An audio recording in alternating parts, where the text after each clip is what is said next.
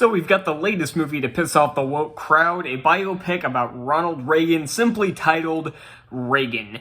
Now, I won't be as loud in this review, like I usually try to talk a little louder. My throat is incredibly hoarse, so I might keep this review short as well because my throat is in pretty bad shape right now. But I need to get this review out because I just got back from watching the film. If you saw my community post, you know that my posting schedule has been a little off, so I need to get this out.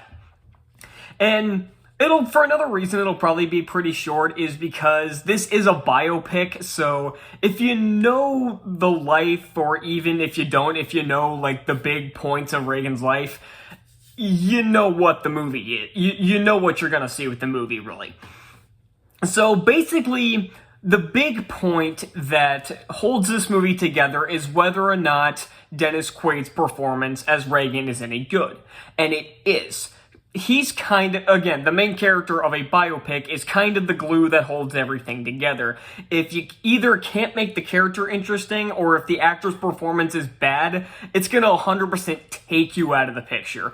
But it doesn't. I think Quaid does a phenomenal job here. He looks like Reagan, he kinda sounds like him. And don't get me wrong, the rest of the cast is pretty good too. It's nice seeing David Henry back in acting. I haven't seen him in anything in years.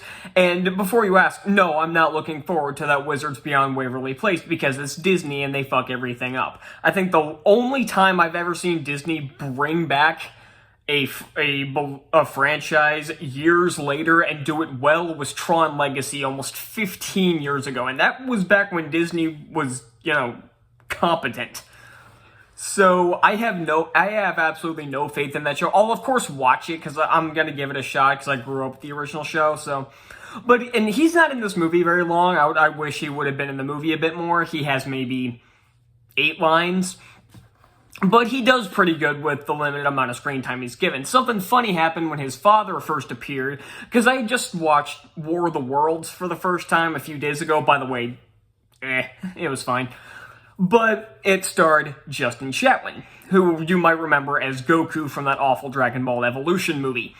And as soon as his father popped up on screen, I'm like, you know what? That guy looks a lot like Justin Chatwin. And I looked it up on my phone, and it is. So it's nice to see he's still getting work, at least, because he got a lot of flack for his role as Goku, but it was not his fault. His writing, his directing was atrocious in that movie. So it's nice to see that he's still getting work, because he can act. And he has all of 3 lines in this movie anyway, so even if he couldn't, it wouldn't have been noticeable. But it was cool to see him in this movie.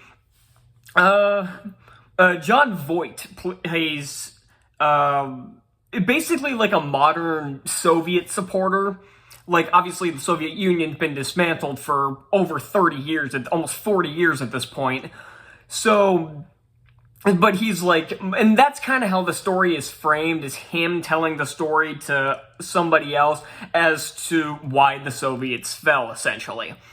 And I think you probably could have cut this and not missed much, but Voight does pretty well in the role he's given, which is basically narrator, but he does actually have some screen time, and he does a pretty good job. Again, everybody's performance is pretty good in this movie, which, again, that's kind of the essential piece to a biopic, is that, are these actors believable as these people? Can we make it seem like you are watching these real people that actually lived and actually did these things?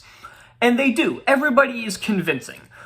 I do have one nitpick with this movie, because, okay, before I get to that, I want to mention the director, Sean McNamara, who has a very, very bad track record when it comes to movies. Such things as Baby Geniuses 3, Cats and Dogs 3, and the Sweet Life movie. Ew. But he did a lot of Disney Channel stuff, or like Disney XD stuff, and he did a few episodes of some shows that were pretty good, some of which not so much, but his movie record is really, really, oh hell, I just watched the Sweet Life movie for the first time in God knows how long. Back when this trailer came out, so about a couple months ago, I was shocked, especially from someone who liked the original 2 shows, I was shocked how bad that movie was. But it was more on the writing than it was the directing. But anyway, I was shocked at how well this movie was shot.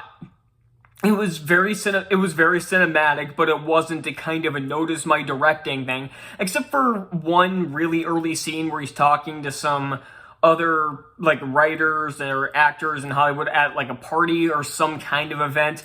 And he's constantly, like, the camera's kind of, like, going around the table, like, in the circle and everything.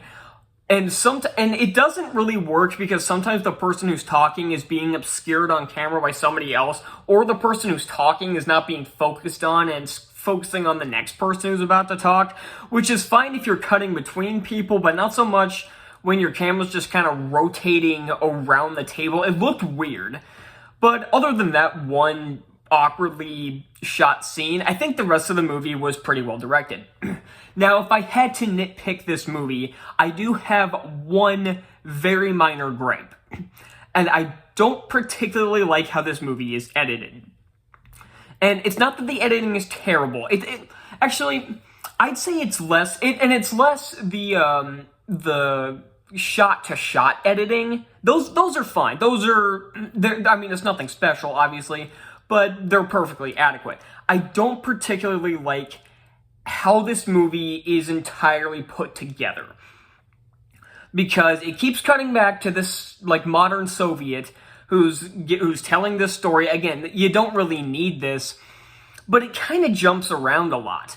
I would have much preferred it if we just stuck to start when he was a kid and then go to his death. Because this is one of those biopics that tries to tell his entire life story instead of just kind of focusing on one aspect, which is fine if you do it well. And that's something else I will say, if you want me to nitpick it, this movie is a little too long.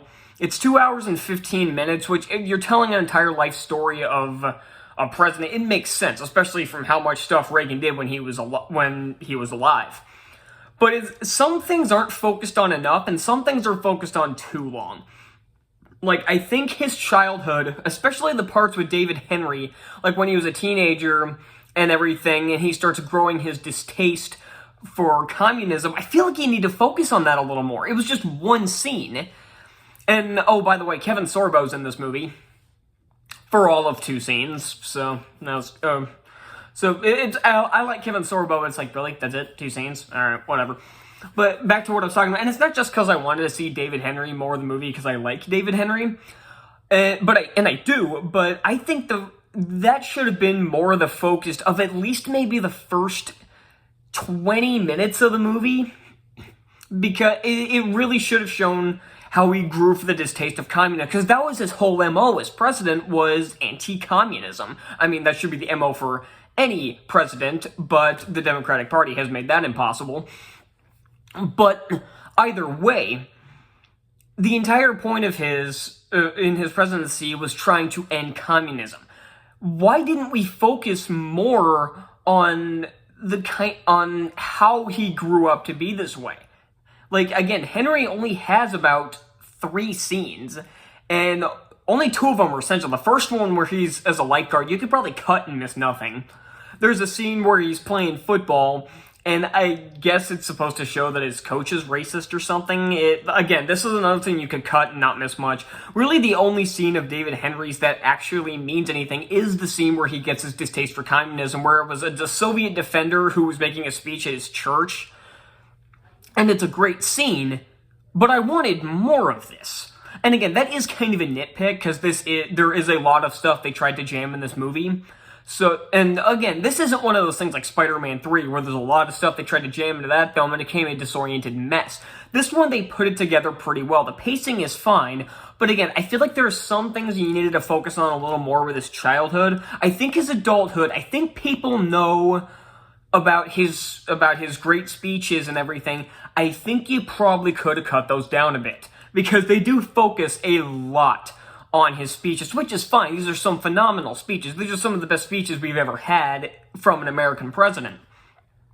But again, I feel like that should have been more of a background element, and we should have seen how he got to be this way, which is something I feel like a lot of biopics fail to do. This one, again, did it fine. Like, the one scene that we got was enough to inform us about his character, so maybe that's why they kind of did very little with it. But again, that is probably the only nitpick I have of this movie, is that I would have liked a bit more from his, like, teenage years and how he grew up to be how he was as president. Also would have liked to seen a little bit more of him during his actor days and everything.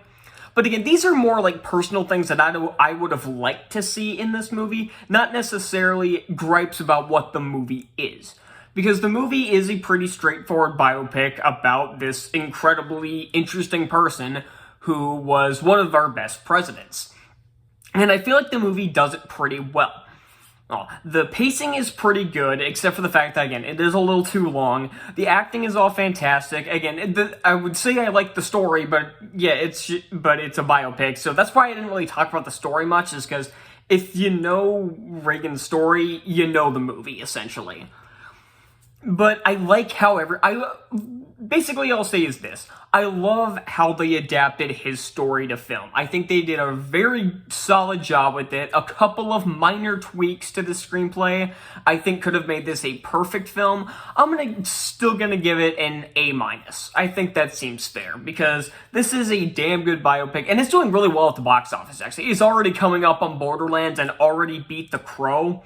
It's currently sitting at around $18 million, and Borderlands apparently has already been pulled from theaters, because I couldn't even find it on Box Office Mojo or the numbers anymore, and that's pretty funny. So go out and support this film. This film definitely deserves your money a lot more than Borderlands or The Crow, and I'll see you next time. Bye.